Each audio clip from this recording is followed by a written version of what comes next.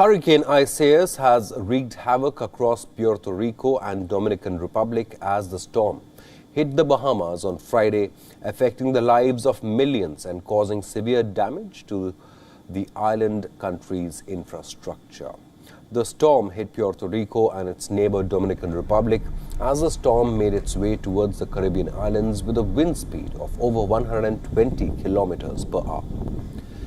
In the capital of San Juan, the hurricane and the torrential rain have left the streets completely flooded, and the country has estimated the damage to be $13 million due to this calamity. In Dominican Republic, at least 2 people have been killed. Over 300,000 people are without power as rain of 5 to 10 inches triggered flash floods and mudslides in the island nation.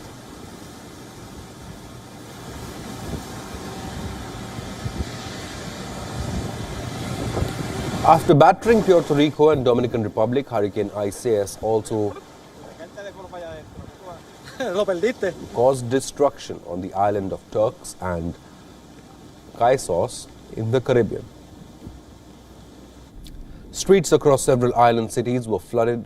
Strong winds uprooted trees all over the neighborhood, and the storm carried with it the debris from the sea. A day later, the hurricane started progressing northwest towards Florida and has very high chance of reaching Category 2 due to its high wind speed of 177 kilometers per hour.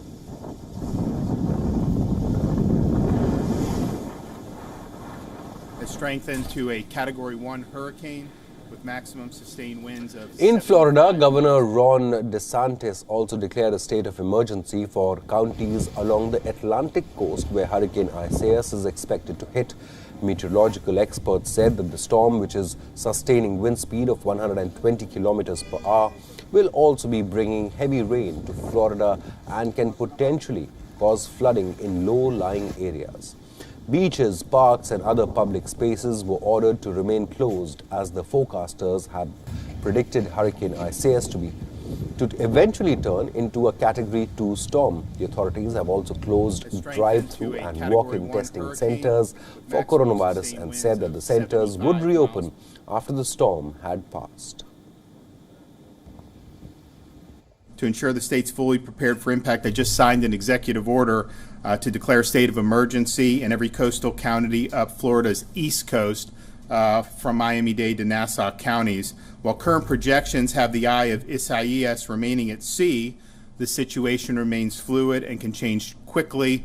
And in fact, the 11 p.m. Advisory from the National Hurricane Center did move the eye slightly closer to Florida's coast. U.S. President Donald Trump has also assured help to hurricane-ravaged Florida. Speaking at a roundtable discussion, the president spoke about the state's preparedness and also hailed the governor's efforts to ensure people's safety amid the pandemic. The president also said that authorities were in constant touch with experts in Georgia, South Carolina, North Carolina and Alabama to assess the storm that is approaching the U.S. eastern coast. It's an ongoing, very fluid situation. The storm's already passed through Puerto Rico and the Virgin Islands, and I've approved emergency declarations for both of those areas. FEMA is closely coordinating with Florida, with your governor, happens to be on my right. Good job, by the way, Ron. You're doing a great job.